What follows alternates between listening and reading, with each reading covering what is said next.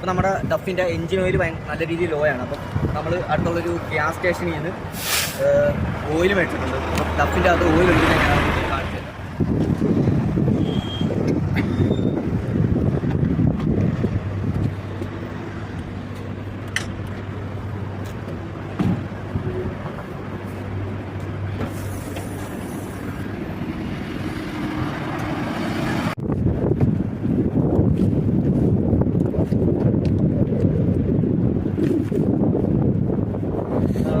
ഇവിടാണ് ഓയിൽ ഒഴിക്കുന്നത്.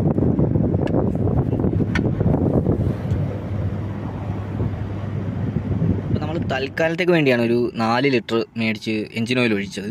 അപ്പോൾ ഞാൻ ജസ്റ്റ് ഓയിൽ ലെവൽ ഒന്ന് കാണിച്ചു തരാം.